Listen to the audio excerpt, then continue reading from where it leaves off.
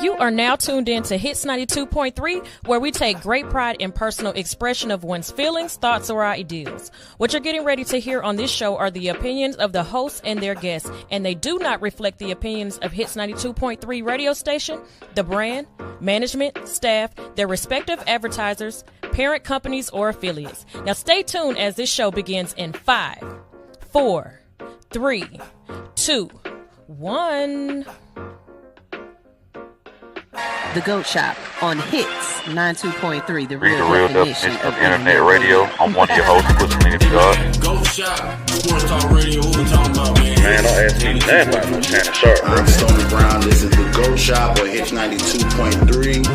They beat Brady that Super Bowl, it would have been free, The entertainment, like that's why we talking about it. Because of the cap. Man, don't ask me nothing about no Shannon Sharp, bro.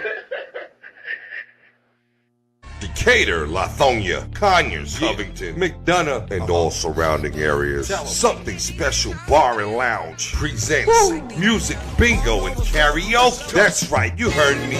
Music Bingo and Karaoke every Wednesday at Something Special Bar and Lounge. On the 1 and 2s, we got DJ P. Not to mention, we got the host with the most. Kells, we got drink specials, plus the full kitchen, seafood dip, salmon bites, sweet heat wings, jerk chicken egg roll. From 5 to 7 is our happy hour. Mix and match, 2 items, looking for good vibes, delicious drinks, delicious food. Something Special Bar and Lounge, 1377 Old McDonough Highway, Conyers, Georgia. The best spot on the east side. Express lunch on the go. Not to mention now open for lunch from 11 to 3 Monday through Friday. Look us up on Facebook, Instagram, and TikTok. Something Special Bar and Lounge. Morning. It is the GOAT Shop. It is Friday. Some of y'all ain't got no jobs. Most of y'all ain't got ish to do. But watch us, man. Tell a friend to tell a friend. It's the GOAT Shop, man.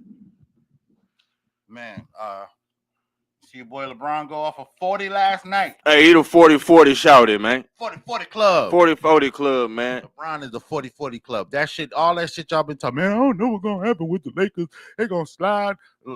Pusha talking about the Lakers suck, bro. LeBron. He different. Come on, bro. LeBron different, man. Different, bro. LeBron different, bro. I was just watching. I sent her a video, matter of fact. JJ Redick was glazing. He wasn't glazed. I just said that because it's trendy. He was showing love to LeBron. You know what I'm saying? He wasn't glazing, but he said that he was like, the kids will say I'm glazing because how it is right now, the temperature is. Yeah, he was. You just call it glazy, man. But he was showing so much love that LeBron deserved about how dope he is, and he just different, bro. LeBron is different than any. A lot. It's other people probably in other things that's able to be such forces.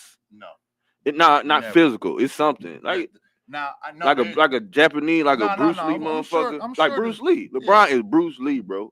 Bruce Lee was a superhero. 40-year, yeah, Bruce Lee was a superhero. You know what I'm saying? That's what I mean. 30s, right? That's what I mean. Not by the 40, not with the age, just a super being. Yeah. Right. LeBron. Yeah. That nigga AI. Yeah, that nigga AI. I don't know, bro. I can't listen, bro. If somebody told me LeBron was from Jupiter, I'd be like, you know what? That man, makes sense. A giant. That makes sense. My other homeboy.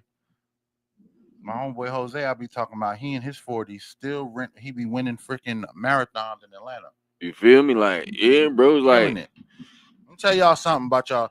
This not the 40 we was told about. Right? Hell no. Hell no, bro. Hell no. This ain't the 40. Back then. And that was, you know what I'm saying? But now it's like 40 to do 25. Right, nigga. That got me looking old as hell. My 40 look like 50 compared to LeBron. Right. No. LeBron, you need to slow down, bro. You got the rest of us 40-year-olds looking like, God damn. Bro, he do a couple push-ups today. Yeah, definitely, bro. Yeah, that what he is. He should be motivation, bro. Right, to if you lock in, bro. You could be anything, bro. Yeah. At whatever age. At whatever age, bro. Cause Go ahead. he did all that. It's from all that doggone prevention and what's it called, rehab, and he did $1 million a year on his body. People thought he was tripping. Like, nah, it worked. And his mindset, bro. Like his mindset. I told y'all where he's from, his struggle. He's supposed to be an angry person, bro. You know what I'm saying? He's supposed to be. A lot of people come out of that like that. Like he was in the trenches. And yeah, you don't keep it. They said even back then he was like high spirited on playing basketball and making it to the NBA. Like he was just like it'd be fucked up, but he going to get right. Nah, there's a bunch of a bunch, especially now because of the podcast thing. Everybody's sharing their young LeBron stories and stuff like that. But everybody says the same thing. The kid was never negative. The kid was always positive. He's always talking about he gonna be the next, or he's here to dominate. Like how we was watching that clip when they talking about the 1-on-1 with Jordan. Yeah, Everybody else is scared to step up, and my man out there dropping buckets on Jordan's head because at that time he already believed I'm better than this. Right. I'm better than the rest of the dudes over here. You know what I'm saying? Stand down. I'm the truth. You heard what Ant-Man told him. Oh man, Ant-Man. Stand down. I know the truth, man. Come on, man. Ant-Man is the quintessential Atlanta athlete. Yeah, we ain't never been to Atlanta like that. Everybody else who done made it to the NBA, Dwight Howard, Josh Smith. Josh Smith was, but he didn't talk his smack. But he was on the same time. If they allowed him or whatever, I don't know. But anyway, Josh Smith a real Atlanta nigga, but he don't show it like that. But who else was in the league? Everybody who ever came. Anthony Edwards is the first Atlanta athlete. That's how cats act down here. Like from Atlanta. Like from Atlanta though. Right. Like your family from Atlanta. You know what I'm saying? Like you into football. That's where it all started down here. Football for real. You know what I'm saying? And then you start doing everything else. But he's a ATL football spirited cat, man, in the NBA. And they some of the most entertaining thing you're gonna see, man. Is Atlanta. Yeah. All over. Right. All over. I think that, in the cases like the Josh Smiths and stuff like that, the NBA wasn't ready. Yeah, the NBA has changed a lot in 10 years when it comes to player. Like they used to be on the players about what they said in front of the camera, how they dressed. You know what I'm saying? Remember there was in the 90s they came up with that dress code. Suit. They had to wear some suits. They had to wear suits and shit. And then in the 2000s they made pregame and postgame interviews mandatory. Where they were getting fined if they didn't show up. And then they dictated what they could talk about and couldn't talk about. You know what I'm saying? Oh, all of them say the same stuff. That's all they said, played my, I just gotta, my teammates. I just gotta give it up to my teammates and my coach, you know what I'm saying? Blah, blah, blah, blah, blah. When it started to change in the LeBron era, of course, because the media wanted to see so much of LeBron's life. Right. So the NBA had to kind of pull the reins back and let him do extra stuff and more little courtside interviews and stuff like that. And then we got a bunch of other players that were really like charismatic, the Paul Pierces and the D Wades and Alonzo Mourning. They just made comments that you knew if this was the 80s, we'd have never heard this shit. Right. But in the 2000s, they started letting it happen. And by the time we get to freaking by the time we get to Zion Williamson, it's all gone. It's all entertainment. It's like all they, entertainment. it's all.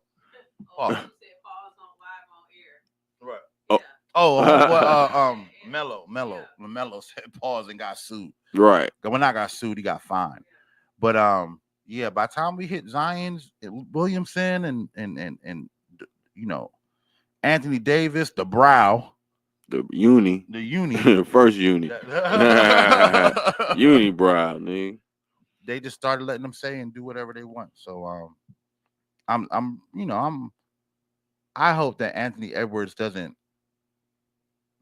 because now, like with the baby mama shit and the kid, him and little baby mama, Mm-hmm. and him not wanting, there's so much more exposure for these kids now. Mm-hmm. Before they could have a little bit of a private life, but now they don't.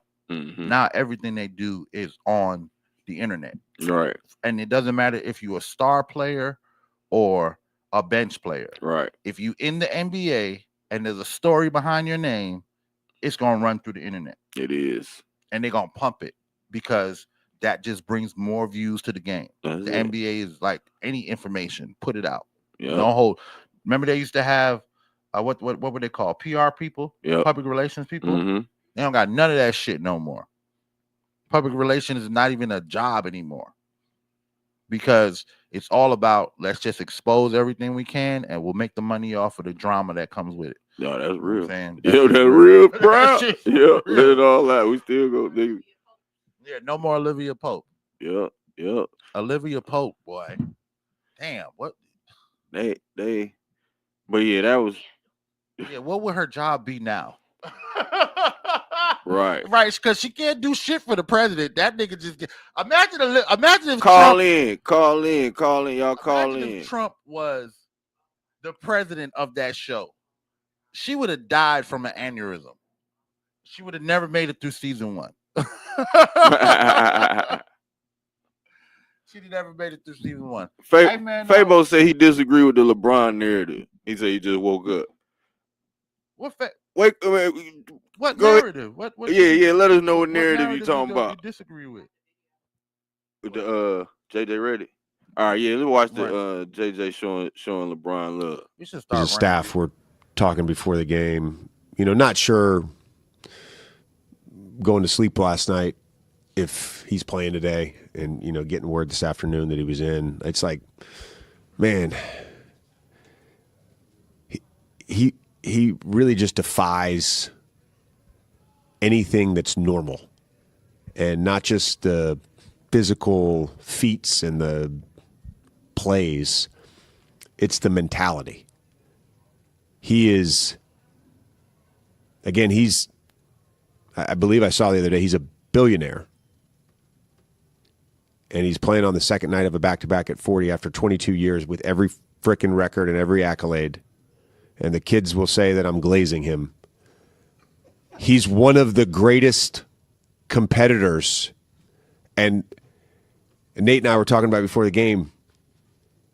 It's like he's amazing to coach. He brings it every single day. Like he sets the standard for how you're supposed to approach this craft. And that's, to me, the most incredible thing. It's just the mindset to do it, get up the next day, do it, get up the next day, do it, over and over and over again.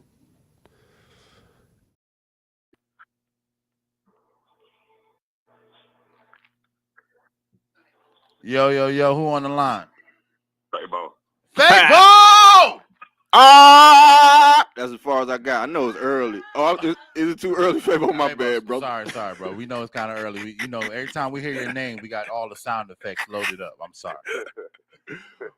What's happening this morning, family? I need to come on this show right here, man, because I don't dig the LeBron slander. Come on, man. You got an invite for show, man. What slander you hearing, man? Now. I don't like all of this LeBron slander that I'm hearing on the show. Oh no, we ain't slander. We don't slander LeBron. How the slander always starts out, the way Stephen A. starts it out. Oh, he's the greatest guy in the world. He has the best life in the world, and then your co-host begins to tear him apart. Listen at JJ Reddick. Listen at JJ Reddick talk about him. Oh yeah, man. No, it wasn't like that. It was LeBron is my guy, bro. I just don't have any I don't have any Jordan stories. As an adult, as a kid, Jordan was my favorite, but not as an adult. As an adult, I'm watching LeBron, and I'm like, there's no way. There's no way you could put Jordan above LeBron. I watched Jordan too, and I just don't agree with that. Right. And that's what I tell folks. If you seen it, like a lot of people only seen the highlights, man. I was watching. Some people was watching the games on WGN. Yeah, I definitely agree with people's narrative when they said they watched Jordan games. Right. But I would caution people to actually, I would caution people before they say that, because the NBA is a wonderful place, but it is a very, very, very large talent pool.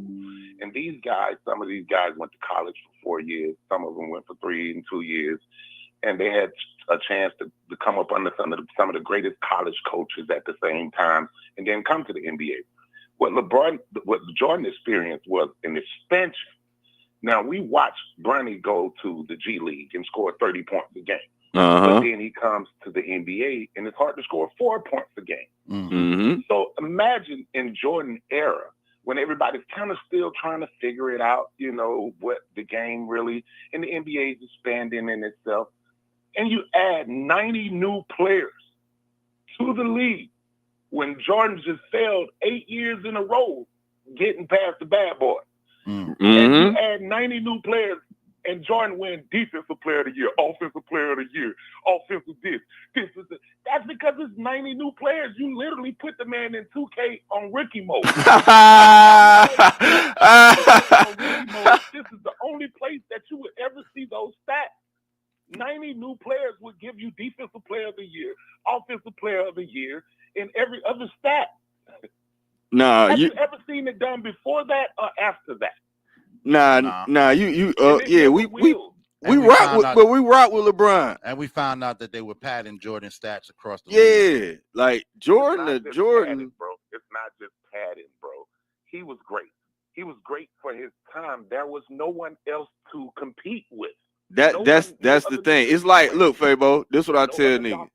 Look, it's like if you drop Russell Westbrook in the fucking 1984, whenever that nigga came out, whenever Michael Jordan came out, you drop Russell Westbrook right there. This Russell Westbrook that we got, the one who we already had Russell Westbrook. We had Oscar Robertson. But hell no, Fabo. That's no. We talking about compare. We trying to compare them to the niggas in the 90s. Like when if you take Russell Westbrook, as far as his talent, the way he moves, how hard he plays, Michael Jordan said that's the nigga who reminds him of him. And that's what people don't always talk about. So if Michael Jordan say Russell Westbrook reminds him of him, how you gonna say Michael Jordan better than LeBron when Westbrook wasn't even the third best in the league? You know what I'm saying? So that's what I look at. I look at it the same like you. But if you put a nigga with the same skill that nobody never seen able to do this type of shit first, that's what's gonna happen. You're gonna have Michael Jordan. It could have been. It was almost Ron Harper.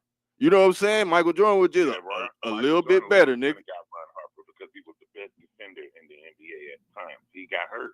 Michael Jordan would have snatched him up. Yep, exactly. Yeah, exactly. You know what I'm saying? It almost like it was almost Ron Harper. Ron Harper had the whole bag, but Jordan was a killer. Like that was the difference, bro. I definitely believe that Jordan was a killer. Yeah, for sure. I believe that Jordan had this mindset that no one could beat me. I definitely believe he worked harder than anybody else at the time. But Michael Jordan didn't face a doctor who'd been in school for 20 years for just doing ACL. He hadn't faced that. LeBron faced it every day. When Kevin Durant got hurt, he was back in 2 weeks. Paul George got hurt, he was back in 3 weeks. What'd you say that he playing robot? He said, "Oh, there go the championship." Nah, for real. Nah, man. Hey, we with that over here, man. The GOAT Shop, man. Like, yeah, we definitely not no LeBron haters. Yeah, no, yeah, we go. We I don't know what you just woke up, man. You hearing spaceships on? You hearing spaceships, Nick? Nah, it's been a long time since I heard a spaceship or seen it, but it's been about 20 years. But hey, that's love, man. When I'm dealing with black people, black people don't let you live there. You pass. No, hell no. But doggone, man. All right, bro. Hey, Fable, what you got? What you got going on Friday, man? This Friday coming up. Am I in Japan Friday? This Friday? This Friday I'm in. What, tomorrow? Is today Friday? Yeah. I'm talking about next Friday. Next Friday. Next Friday. I'm not sure. I think I'm on my way to Columbia today, though. Well, if you're in town, man, we having an anniversary show for the GOAT Shop. We're gonna have breakfast and everything live in studio. You welcome to pull up. Pull up, man. Talk that GOAT shit. Yeah, tap in with me, man. Let me remind me and everything. You know, I don't mind come hanging out with the fam. I need another Goaty shirt anyway. Hey. Yeah. All right, bro. Appreciate it, man. Appreciate you calling in. We live with the GOAT Shop. Fabo. Oh! I love it, bro. Yeah, listen, bro. Man. Fuck y'all talking about, bro. Yeah, ain't nobody man. else got Fabo calling in on the morning. Fabo be on Fabo. Hey, Yeah, bro. At least he a real LeBron fan. Yeah, he thought he heard something let, wrong. He right, had to he call, thought he heard nigga. some shit. Hold on, bro. Let me see. I ain't taking no slander. How good is MJ at scouting talent? Call us and you tell us. You JT, I know you free. How good was MJ at scouting talent? I don't know. I never even thought about that question. You tell us. The only example we got is Kwame. Huh? Yeah, I was about to say the only example we have is Kwame Brown with the Wizards, and that was a bust. And he say Russell Westbrook reminds him of himself too. So that's kind of wacky too. You know what I'm saying? I can see the motor, but he should have said somebody else. On somebody for Kwame Brown. Was it Tyson Chandler? No, because Tyson Chandler and Eddie Curry came in at the same time. Yeah, they went after Kwame. There was somebody else big in that same draft class that they missed. I can't remember who it was at the time though. But they picked Kwame Brown and Jermaine O'Neal. I think it was Jermaine. I think it might have been Jermaine O'Neal. But Kwame was the best pick at the time. At the time, he really was. Yeah. Like he was a freak, bro. Yeah, he was a freak of nature. Like, because he's that tall and he can run. He was moving like Wemby. He basically moving real good to be 7 foot tall. Back then, you know what I'm saying? But however it panned out, then panned out. MJ is bad at scouting talent. MJ is bad. That's what we saying. Yeah, we ain't. Because who? It's crazy because there are way more players that we can attribute to the Kobe camp, and for the and players that came through that Kobe Bryant mentorship. You know what I'm saying? That are great players right now. Yep. Top of the league. Yep. I don't know many players that anyone can directly attribute to Jordan camp and Jordan. You know what I'm saying? I don't. The only Jordan baby was Kobe. Kobe wasn't really a Jordan baby. He had himself after. That's what I mean. That nigga Jordan didn't take nobody. No, that's what I mean. He was on some other shit for real. No, that's what I mean. Like he played like him, like Paul George, a Kobe baby. Teach you how to ball. He probably gonna try to bet you to play 1-on-1. Not to mention Kobe's dad was a baller too. It wasn't like he didn't come from a family line where you already had the skill set and the mindset. He had an NBA pedigree for sure. Yeah, you know what I'm saying? So, but like with Jordan, there are no stories about I went to the Jordan camp and and he took me under his wing. Because he wasn't that type of player. He wasn't that type of guy. I think he's just like Nick saying, like part of it is the type of player he was, but I think part of it too was like the chronology of his career. He had to go up against a lot of greats. They didn't take any slack on him. When he finally hit his pinnacle, then as soon as he, have a good run, you got the whole going to baseball shit, losing his dad. He come back, you got cats like Iverson and Kobe and Penny Hardaway going at him. Like, they not sparing him at all. So I think he just kind of looked at it like, shit, I got to stay better than the competition. I ain't got time to really try to teach nobody. Yeah, like he's such a competitor. And like I said, he coming in when niggas is beating him up. Yeah, bro, fuck everybody. Like, fuck, you finally establish yourself, you got niggas like Iverson trying to cross you up. Niggas like Kobe and Penny trying to shoot as many jumpers in your face as they can possibly make. And to me, he's like they say to me, he was just real competitive. Nigga just ain't friendly, and not mean, but not friendly. Not nigga. niggas, man. We fuck that. We competing. Like Right. fuck everything else. You know what I'm saying? You heard the story about this dude, this street dude was trying to gamble with Jordan, Mm-hmm. and he had pulled up with like 250K, Mm-hmm. and he was like, Jordan, let's bet on some cards. And Jordan was like, man, I ain't got much time, man. We just gonna bet it on the coin flip. What? You call it. You feel me? That's a different motherfucker, bro. Bro, oh nah, you a different type of guy. Bruh. Right, bro. I'm not betting you 250. You want to bet? I'm win or lose, bitch. That's what type of guy. Win or lose. Like win or lose. That's type of. Imagine what type of competitor he was when it came to what he actually did. Like right. My boy Mardi said Jordan drafted Kwame, like we said, and a lot of those dudes in Charlotte for the Bobcats. Yep. Yeah, he did. He the reason why Cruz never added anyone MJ wanted on the team. I say Jordan. Possibly that because that nigga Mark D be like, knowing what he talking about. Was Michael Kidd Gilchrist maybe like the best pick he made in Charlotte? If we going off of right projections, like what they were supposed to do in the league, right? I would have to look, but yeah, possibly. Like he one of the best ones, one of the best picks that he had picked. And he said Russell Westbrook is like him, so that right that there just sticks in your mind. Yeah, that right there, like he was tripping with that. But the so thing you know what I'm saying? But the thing about it is, but if I'm a GM and I'm looking at Russell Westbrook coming out of college, that would be a good pick to me. I would never. No, I'm not saying it's a bad pick. It's just not Michael Jordan, right? And that's who he said is most comparable to himself.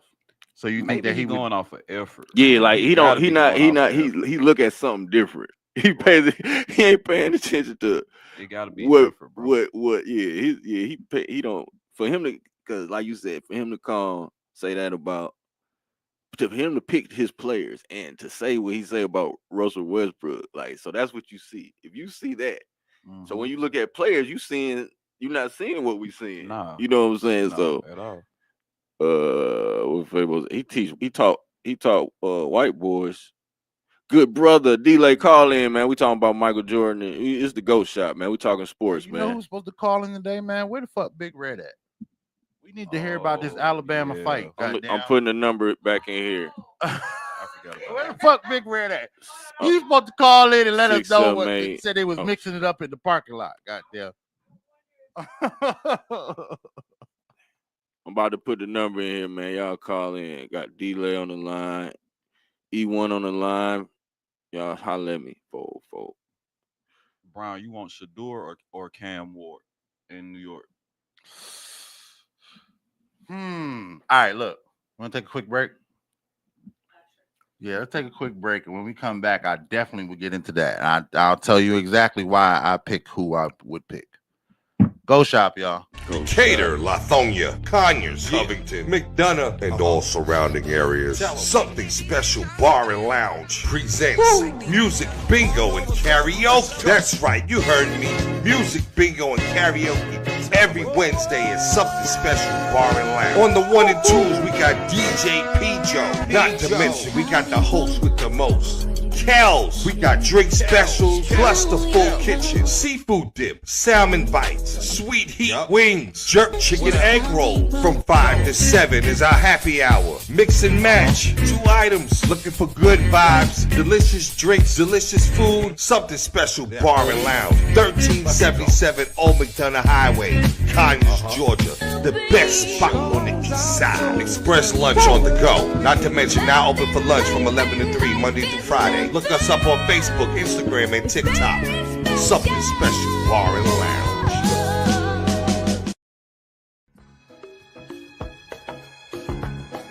Experience the taste of excellence with Queen and Slim's Kitchen. We cater events, private parties, corporate gatherings, and more. Book now by texting 757-729-0244 or visit @Queen and Slim's Kitchen on Instagram to make your next event unforgettable.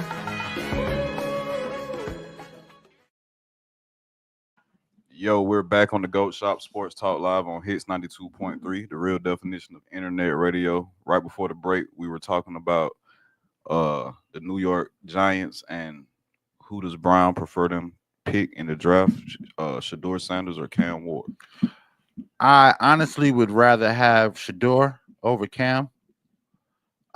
Even though Shador is going to come with a whole lot of fanfare and other crazy shit, and watches and prime time is going to be, of course, Coach Prime and prime time and all of that is going to be involved. I don't care what nobody says; it's not going to be one without the other. If Shador goes to the Giants, we're going to get. He may not be a coach, but he's going to be an advisor. He's going to be on the sidelines every game. We're going to end up with Deion Sanders somewhere in the organization. What Cam Ward did in that bowl game, sitting out the second half, it still plays in my mind. It's the thing that plays in my mind more than the amazing passes that he made throughout the season, clutch plays he made throughout the season, bringing his team back from down by 15 one time. You know what I'm saying? Mm-hmm. Those things, that's what's playing in my mind over and over. Am I going to have a football player, quarterback, who's going to give up or step back when he feels like it's not to his best interest of his career? You know what I'm saying? If he get in a moment and they're already down 20, I'm not trying to go back out. Or if I'm out here, I'm not trying to get hit. I'm not trying to make no big plays. Not going to bring us back from, you know what I'm saying?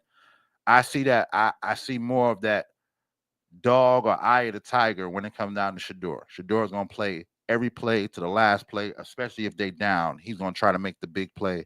I see more of that Jaden Daniels in him than I see in Cam. Damn, that comment went away real fast. Because I realized you guys were talking about football. Oh, that was the Ronye Kanye. Yeah, it was a basketball comment. So Okay. It didn't make sense to have it. Okay. Sorry, Ronye. Production got rid of you. I'm sorry. We love you though, Ronye. But yeah, I would definitely try to have Shador over Cam. Is it going to happen that way? I'm not sure. Knowing the Giants organization, they're going to draft a fucking defensive lineman. They know who the number. They know the number. Who got the number 2 pick? Is it somebody who don't need a quarterback? Hold on, I can get the. Like Patriots fumbled the pick. The Patriots had the number 1, and then they fumbled because the Giants fumbled it to the Patriots. Right. And then the Patriots, did they fumble it to the Raiders? Yeah, the Raiders ended up getting the pick after they dropped down one game. Press the button. Press. Sorry. He was right there. All right, so we trying to see what the draft is going to be. Where if Shador or Cam don't go first, where will they fall? All these pop-ups. The only other quarterback that they're even projecting okay, as being so first round worthy is the guy from Ole Miss, Dart or Dax something. Hold on, I know you're talking about. So it's his last name. He's not even in. I know you're talking about, but he's not even in the top 10. All right, so yeah, he was like projected to go like 21st overall. So right now, Tennessee has the first pick. The Cleveland has the second pick. Giants have the third pick.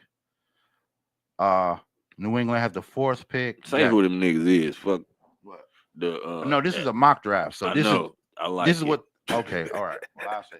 All right, so Tennessee would pick Abdul Carter. All right, this is based on. Hold on, what's this guy's name? Mel Kiper. No, this is not Todd Mel Kiper. McShay. Huh? Todd McShay. No, this is. Oh shit, that's not even worth a damn. Then they gotta stop changing who picks the mock draft each year because it's taking some of the credibility away from. All right, well, this is CBS Man, Sports. We can do the mock draft. Let us who shit. CBS Sports by Josh Edwards. So this is Josh Edwards mock draft. Okay. It's not bad. Josh Edwards is pretty knowledgeable. Man, we know. All right, so Abdul Carter, edge player, which means Penn State somewhere. Right. Hitting some, blocking some. Right. Cam Ward to Cleveland. Mm-hmm. That'd be lit. Shador Sanders to the Giants. Mm-hmm. Travis Hunter to the Bears. No, New England, because To they the got the 4 Patriots? to the Patriots. Mason Graham to the Jaguars. Tetiona McKillen From Arizona. from Arizona to the Raiders. Will Campbell to the Jets. Jalen Walker to the Panthers. Okay, Will Johnson. That's higher. That's way higher than I thought he would go. Will Johnson, cornerback to the Saints. Ahmad Mambu, defensive tackle to Chicago. Well, yeah, I just wanted to see that. That's pick That's 11. That's the This mock the top mock. 10. So this is the first 11. But I was like to hear where them, our people And then went the dude you was talking about, Malachi Starks, is that his name? from Georgia. Push from Georgia. From Georgia. When I was talking about him. Remember, who were you talking about? You said I can't remember his last name. Oh, the dude from Ole Miss, the quarterback. Okay. Is it Jackson Dart? Drake? Who the Drake nigga? You talking about Drake? Jackson Dart. Yeah, Okay. Jackson Dart. All right, so Jackson Dart is projected to be picked in round 1, pick 22 to the Steelers. Last time I saw him, they had him going 21st. Now they got him going 22nd. Yeah, 22nd to the Steelers. Yeah, it was only 3 quarterbacks projected. Or was he going to 21st? go in the first round. Oh no, you're right. It is 21st. I'm reading the back, the bottom. This doesn't really seem like a one of those drafts that's gonna could potentially change the landscape of the NFL a few years from now. It seemed like Shador, maybe Abdul Carter, maybe Cam Ward, but which I can't forget Travis Hunter. But with Travis Hunter, it's like if you don't go to the right team, you're just gonna be a highlight tape. You're not gonna really get a chance to contribute the way we want to see you contribute. Like you're not gonna contribute to a champion. No, team. Right. I wish the Chiefs could get him, even though I'm not even a Chiefs fan. That would be good for them. I would like to see him fall one spot and end up in Jacksonville. Damn, that would be decent. If he fell one spot. Oh, Travis Hunter came to Jacksonville. Originally from Florida anyway. Yeah. Yeah, that'd be bananas. He's originally from Florida, so to go to Jacksonville, I would hope that Jacksonville was smart enough to make some kind of play, and make a trade with New England or something like that. Give up another next year draft pick or something like that. Because what's wrong with New England? Put me on game. Okay, right now New England doesn't have any solid quarterback. Okay, that's it. Say less. Situation is quarterback is fucked say up. Less. And they just to be a cornerback.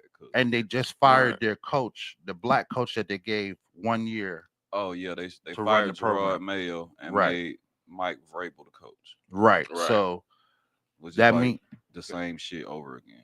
Yeah, that's another. Yeah, because they both you fired a Belichick linebacker to hire a Belichick linebacker. Oh yeah, right. They both Belichick program, and then not only they both Belichick program, they both Patriot program. They both been they've been in the Patriots program since they was playing. Right. So it's just it's just like Jerry Jones and Kellen Winslow, Kellen Moore. Kellen Moore. Oh. Yeah. And all that shit. It's more in-house. So you're gonna get more of the same. I don't care.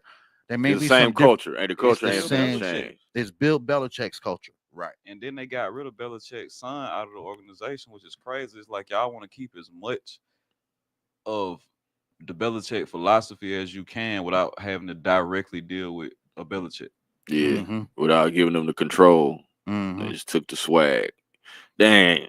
That's what they do. That's what they do, man. They running off with sauce. That's what they do, man. They do it to us all the time. I was totally surprised that they fired Gerard Mayo. I figured that him being a Patriots kid, I mean, he's basically a Patriot kid. They would give him more time to develop whatever was going to come next. You know what I'm saying? But they didn't, and get him a quarterback. Get him a quarterback and a line that he could actually say, "All right, I had the pieces. Maybe I fucked it up." Then you fire him. But they never. What I think is happening in the league when they hit these dry spells, and like as far as winning goes, they find the one person in the organization who's like clearly a loyal member of the organization who wants the opportunity to try to change the organization for the better, knows that it might be a hard job, and decides that I'll be the guy to go on the chopping block if this doesn't work out, and then willing to make the sacrifice. Yeah, and then in the boardroom, you know, amongst the owners, GMs, and all the who's, they decide who are we comfortable doing that to. Like, because once we put you on the chopping block and it doesn't work out, it's not like we can go back and save you from it. Like, for them to save face, they got to fire you. You got to go find a new job. Your family got to relocate. All of this shit that you're gonna have to go through just because you were the only person that really wanted to step up to the challenge. Yeah, you know what I'm saying? That's game. Clip that up. That makes total sense. It seems like that sometimes. Cause I would do that if I was, you know what I'm saying? Like, damn, all right, we got to figure this out. Somebody got to step. And if it mess up, you got to be an example. You feel me? Brown talk about this all the time. Like, one of his philosophies as far as, you know, how groups succeed. Somebody's gonna drop the ball. It's just about who's willing to pick it up. But you also gotta be willing to take the blame for dropping the ball, and for if shit don't go right after the next person picks it up. They have to be willing to admit, like, well, shit, I tried, but I didn't have an answer either. You know, like, accountability is a big thing when it comes to that. I was just on this. I just was on this interview, this show, and they asked me about business relationships. Would you go in business with people you know? And I said yes, but this is the question: what's gonna happen when this fuck up? Same shit you saying. Like, are we like this? It might fuck up. We still gotta be cool though. So I'm still want to be cool with you. So we want to try this, try to make some money. Right. So if it fuck up, it wasn't in our cards, bro. You take the blame, because are you gonna be mad at me for trying to do something that helped the company that fucked up? You know what I'm saying? For an idea I thought would work. Am I gonna be mad at you for, you know what I'm saying? Like, you got to go to, because people got to have the maturity to understand it. Fuck ups expose areas of weakness. Yep. Right. Once you identify the weak area, now all you have to do is work at fixing it, and it kind of takes away the risk of this happening again. It's only when fuck ups happen, everybody sees it, and everybody does act like it doesn't exist. And nothing needs to be done. Right. That's when you're just creating a situation that's going to eventually lead to resentment and all this other bullshit. Right. And that's the conversation you got to have when you doing something with niggas. You know what I'm saying? Because, like, especially on some money shit, you know, especially when it comes with something with some money, like, you can do business with your people. You just gotta be like, all right. And if you do, you know what I'm saying? So I don't know why people think going into, like, doing shit that's potentially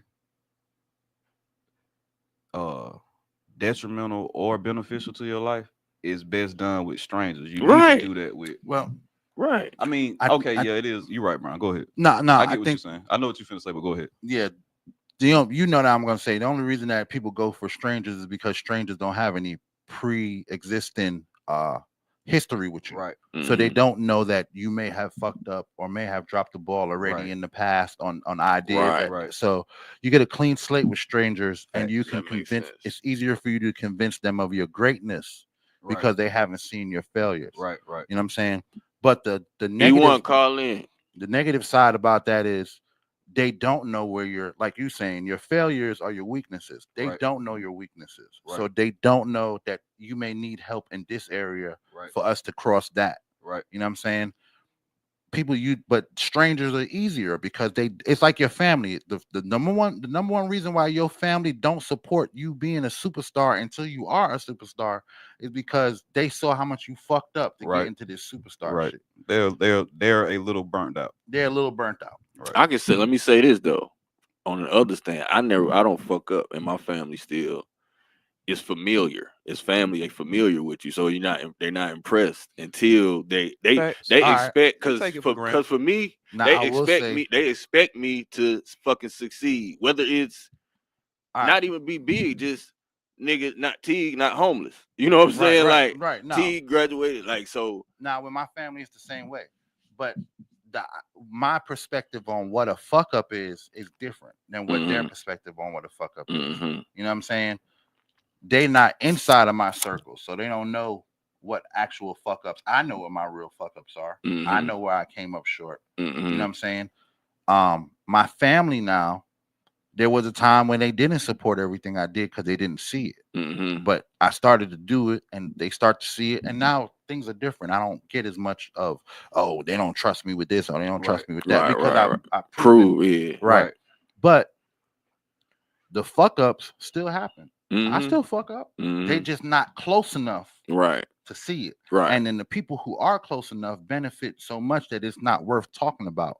To my other family. So it ain't no fuck up. So I fuck up too. You know what I'm saying? So I'm saying, I do. But it's you know what I'm because saying? of But what it ain't you nothing do that and how affect you nobody. handle everybody else that they don't see the fuck ups directly. It doesn't affect them. We see them, we fuck up, and we know I gotta fix this shit before everyone else finds out. We all fall short. We all fall short. And they know that they just used to you being straight, like Right. and Used to us half of being the time reliable. And some of it is like, man, I wish my shit went straight like his go all the time. You know what I'm saying? Like some of it's like that where they don't think about showing you love. They just wish they was in your position. That's not a bad thing, and that's not a bad. That's I not wish a bad you know thing. what I'm saying. You know what? That's but it's the truth though. That is a very big part of it. People see a lot of times people see your strength and your successes and that overshadows in their mind, that overshadows your low points and your struggle areas, but it's muted. It technically is it balances out, like, because you got to learn how to deal with your own shit as far as like on the negative side. You got to learn how to deal with that. You got to learn how to deal with that directly. People gonna praise you for all your successes, but they not really gonna be there for your shortcomings. So if they close enough to you and you share it with them, then they'll be there for you. But sometimes you just gonna have to go through shit on your own. By yourself, right? Yeah. You can't share all the losses. Right. Exactly. That's the crazy thing. But that's how it is in reality too. You can't share all the losses. Sometimes it's on you. Right. Sometimes it's damn, we lost the game because you ain't hit the shot. Right. You know what I'm saying? Sometimes it's on you. But whenever we win, everybody's on it.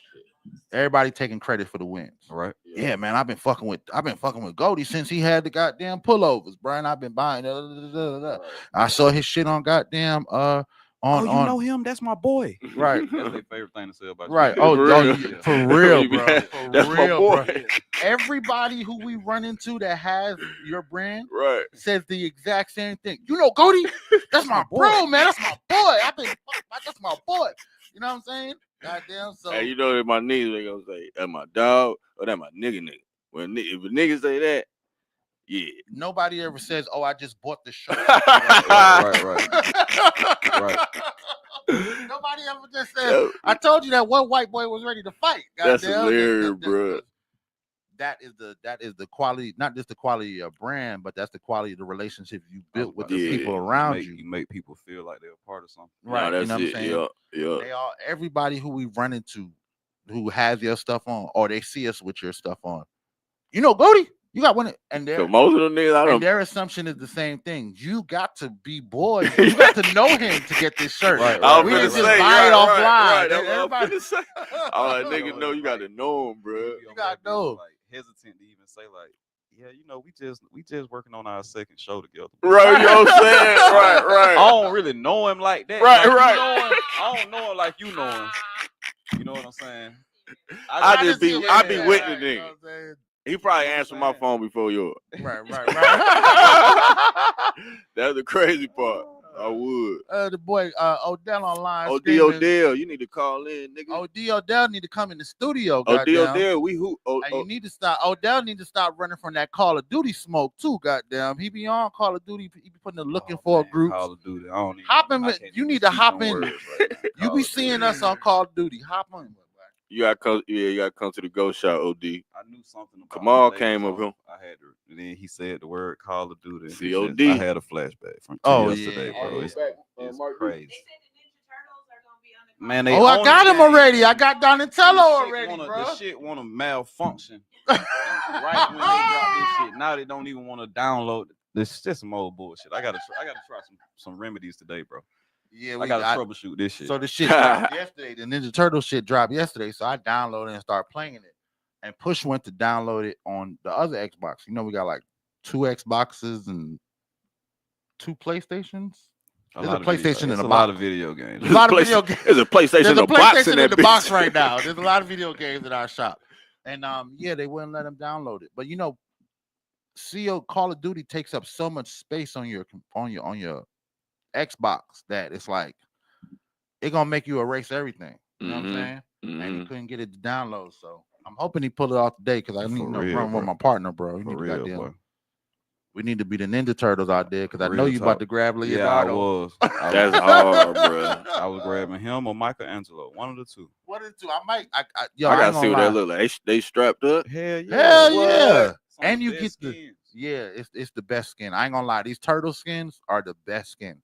And then they got all of the phrases and stuff, cowabunga, pizza dude, and all that shit. And then you get the like with Donatello, I got the bow. Right, they give you their actual weapon. So you could run around with the weapon, and then there's a Ninja Turtle, like a special or some shit like that, where you click on that shit and it makes you super fast. So now you running niggas down. Like dude who thought he was gonna get away or he trying to shoot at you, you super fast. So you dodging bullets and in 2025, you can't just throw the disc in and play no more. Nah. My God said, man, it's real. It's real. Hell nah, you can't. Before we go, man, we talking about the Ninja Turtles. I really love the Ninja Turtles. Love the Ninja Turtles. What is y'all favorite under the radar cartoon? You know what I'm saying? Aside from the Ninja Turtles? Yeah. Okay. My favorite under the radar cartoon was X-Men. Ooh, X-Men was aside lit. from the Ninja Turtles. Oh my God, X-Men was good. That's what I was about to say. Like, how you define under the radar? Not like Bugs, but not Looney Tunes and shit. You know what I'm saying? So like a short run cartoon. Yeah. There we go. Yeah. X-Men was lit. X-Men was what's popping out right now?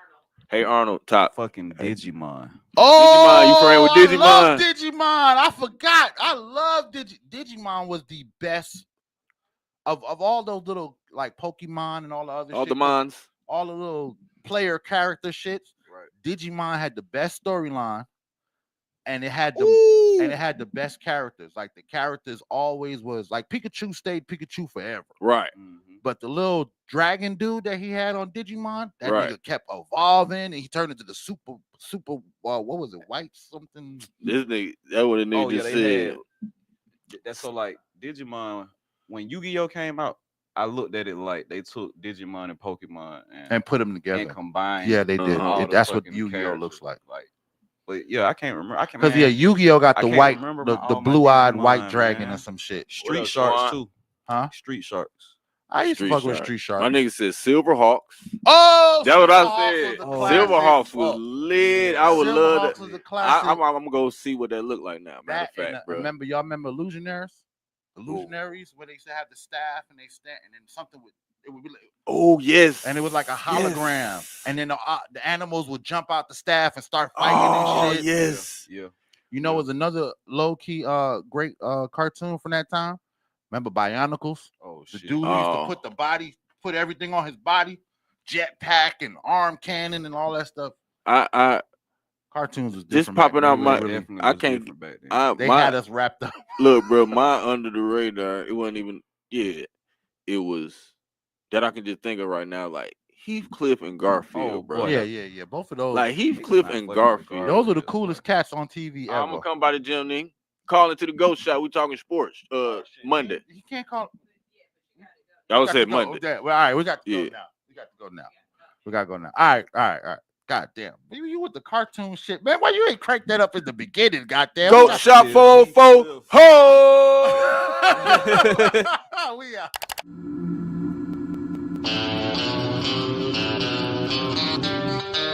Who the hell you was with last night at the show? Yes, you was. Yes, you was. Because my sister-in-law, baby cousin, stepbrother, baby mama, best friend Stacy said she think you there was some trick. Your sister-in-law, stepbrother, baby mama ain't seen me hugged up with nobody. Whatever, okay? Whatever. Can we get a backpack? Can we get some light-up shoes or something, Dad? Whatever. You know what? I'ma tell my brothers and them, and when they find you, they gonna beat your ass. be tripping. Gonna have my baby them light up shoes. I'm gonna cut you. I'm gonna cut you. Hey, I am Tiggy Rum. Tiggy, what up? Y'all know I send her back to her. This ain't a love story. I send her back to her. This is a story that we go through in the hood, man. You nobody, she nobody, he nobody. Everybody know about it. And I'ma tell you my story. I say what I say. Me and her was creeping, had her last weekend. Seen her in the street, now she act like she can't speak. I guess she back with her baby daddy. She must be back with her baby daddy. Nah, I ain't tripping, it's bonafide pimping. If she come through, I put a whipping on that kid and send her back to her baby daddy. I send her back to her baby daddy. It's real talk, I'ma keep it 100. There's something on my chest, I got to get off of it. It was a May day, the temperature was on oven. And on that same day, I met Keisha and her cousin. I ignite the introduction, how you doing? I'm T. I got to get the number from one of y'all before I leave. And they both smile, start laughing. I stop flirting, I start nagging. That's when it happened, Miss Keisha was at the pad. She told me about her baby and her baby had a dad. I had smashed, it had lasted about 3 weeks strong. When that 4th week came, I'm like, where has Keisha gone? I went hit her on the phone, but get no answer. That's when I seen her cousin, so I had to answer. And what she told me, dog, I almost hollered. She said Keisha's with her daughter's father. Ain't that some shit? Me and her was creeping, had her last weekend. Seen her in the street, now she act like she can't speak. I guess she back with her baby daddy. She must be back with her baby daddy. Nah, I ain't tripping, it's bonafide pimping. If she come through, I put a whipping on that kid and send her back to her baby daddy. I send her back to her baby daddy. I ain't the only one that's feeling like this. I know a whole herd of heifers on that baby daddy shit. When they with you, they be dissing them. Alone, they be missing them. I ain't really tripping, you can roll like Michelin. This ain't a love story, this here's a lust story. This one's for anyone missing their cut, buddy. I gotta tell you about one more encounter. Saturday, South the cab, food course where I was. On from Lithonia, everybody wanna hold hand. When she put it on you, sleeping like a homer. In her home had the aroma of another man's cologne. I can't stand my baby dad. Ramona, now that's Bologna. She stayed right up the street. We crept for about a week. Ramona knew no magic, but she was a mind freak. So don't mind me. We both got what we wanted. If she come back through, I'm about to be up on it. Me and her was creeping, had her last weekend. Seen her in the street, now she act like she can't speak. I guess she back with her baby daddy.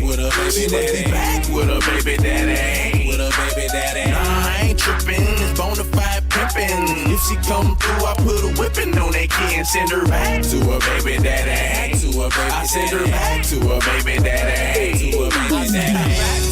I send her back to her. I send her back to her. I send her back to her. Back to her. I send her back to her. I send her back to her. I send her back to her, baby. I'm out this thing